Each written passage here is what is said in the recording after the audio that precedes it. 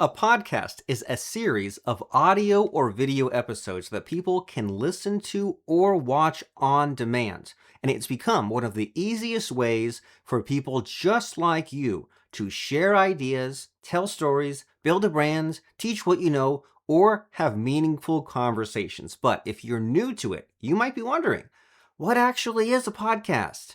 How does podcasting work? And what do you really need to know before starting one? Well, let me break it down for you in plain English. A podcast, think of it like a radio show, but instead of needing to tune in at a specific time, that listener can press play whenever they want, and you can record interviews with a friend or a guest, solo episodes, storytelling shows, news updates, educational lessons, comedy shows, business conversations, true crime stories, or even casual chats between friends. But the key idea is this: a podcast is usually built around a theme, a host, and recurring episodes. So instead of creating one random piece of content, you are creating an ongoing show. And think about like a talk show, right? Think about like Jay Leno, David Letterman, Stephen Colbert, Seth Meyers. They have this repeat process, and people come back for that personality, and it's kind of the same but different every time. And the process for you is much more simple than a whole TV production. But the good news is that you can kind of get a lot more bang for your buck than it used to. There's no VHS tapes. Storage is fast and free, and cloud storage and editing and publishing, distribution. It's a heck of a lot better than it was even a few years ago. So you record an episode, you edit it if needed, upload it to a podcast hosting platform, and that platform distributes it to podcast apps like Apple Podcasts, Spotify, YouTube, Amazon Music, and others. And behind the scenes, what's really happening is that many podcasts use something called an RSS feed. And I know that sounds technical, but it's basically just like a format or a list of your podcast episodes, basically like audio files. And when that list is updated, it says, hey, here's our 5 podcast episodes, and hey, here's episode 6, here's the audio file. All these systems like Apple Podcasts, Spotify, Amazon Music, they see, ooh, episode 6 is out, so they automatically update and they show that new episode to your audience. And maybe your audience has subscribed on Spotify or Apple Podcasts or YouTube, and they say, oh, there's a new episode that's out. And that's one of the powerful things about podcasting. It's that once people subscribe or follow your show, the new episodes come straight to them.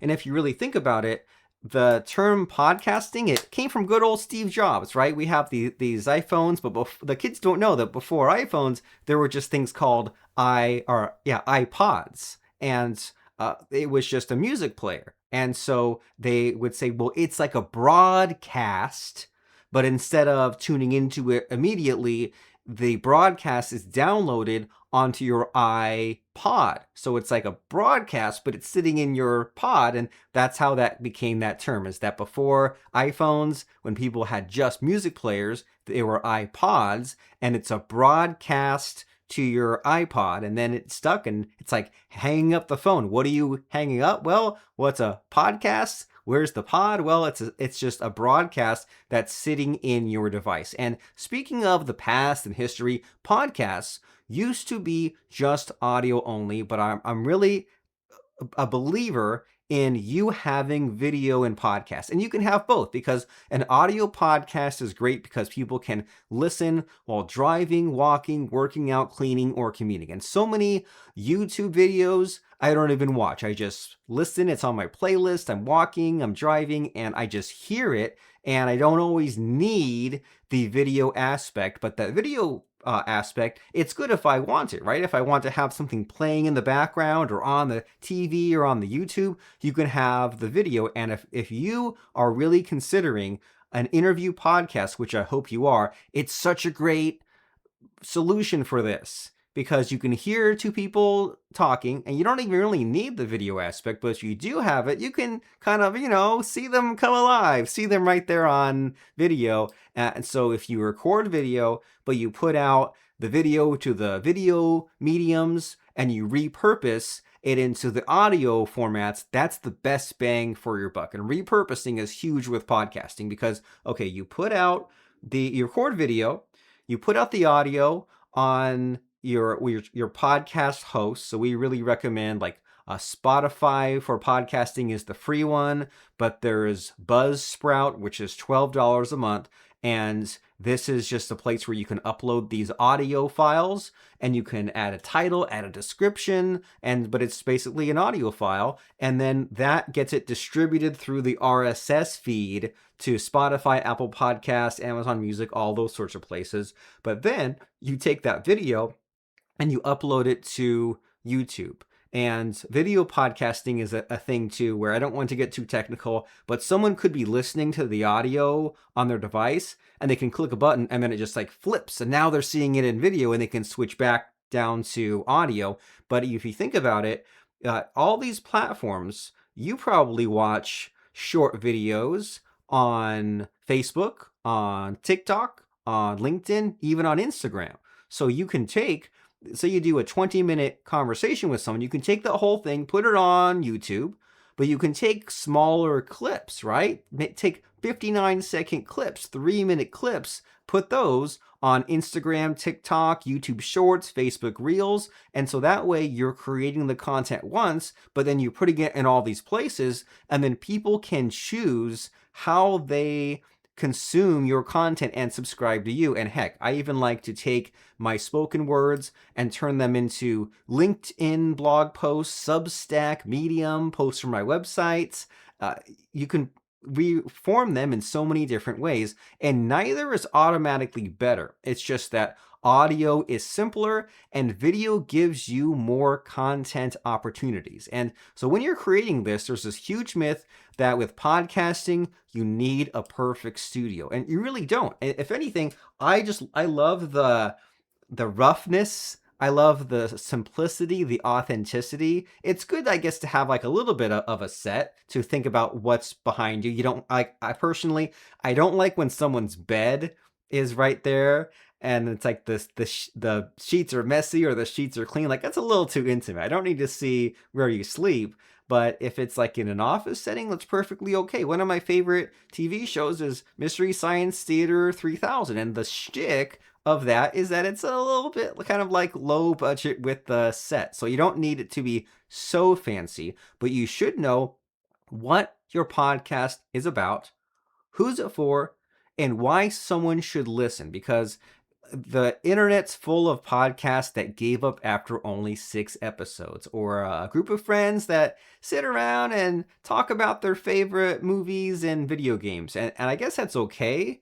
And you can attract people that like those same movies and video games, but what will you do with it? What's your plan for it? Are you making money with it? Are you growing? And if you're just there to have some hobbies, that's okay, but be ambitious with your goals and know what you want. That way you can set expectations, you won't be disappointed, and you won't let the anger win. So know, what is your podcast about? Who is it for? And why someone should listen. And then you need a format. Will it be a solo show, interview show, co-hosted conversation, storytelling series, a short daily news show, weekly deep dive? What is this format so that people know what to expect? And then basic equipment. You need a decent microphone, a recording software, and a quiet place to record. Don't want to get too into the equipment. I have videos on that. Others have videos. I use a Logitech 4K web camera. I use a Samsung microphone. I have an LED light. I have a ring light. I use Riverside to record, and that's pretty much it. That's pretty much all that you need to do. And your phone can work in the beginning. You can sit in your car. It has great acoustics. You click the video button, and you can upload that to YouTube and podcast formats.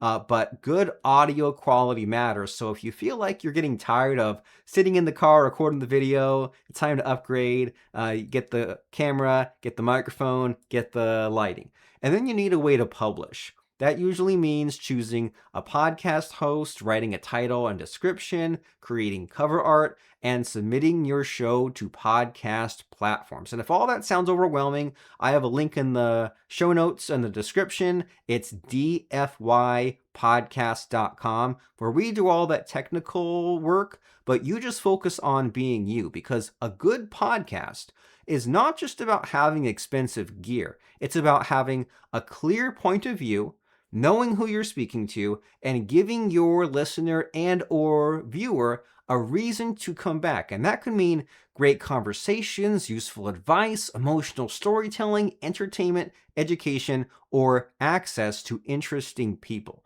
As a beginner, you should focus on three things: be clear, be consistent, and be useful or interesting. Clarity means that that listener understands what your show is about. Consistency means you publish on a schedule people can trust, whether that's weekly, every other week, or season by season. And being useful or interesting means every episode gives the audience something: insight, entertainment, inspiration, practical tips, or a story worth hearing. And as far as those possible beginner mistakes, it's trying to sound too perfect, overthinking the equipment, copying other shows too closely, or starting without knowing your audience. The goal is not to create the perfect podcast on episode 1. It's to start, improve, and build momentum. Your first episodes are where you learn your voice, your rhythm, your editing style, and what your audience responds to. So here's what we've been talking about. Podcasting is a way to create an ongoing audio or video show that people can listen to or watch on demand. To start, you need a topic, an audience, a format, basic recording equipment, and a way to publish your episodes. But the most important thing is not the microphone, the camera, or the software. It's having something worth sharing, because podcasting is really, if you think about it, about connection. One person or a few people using conversation and storytelling to reach an audience. And whether you want to educate, entertain,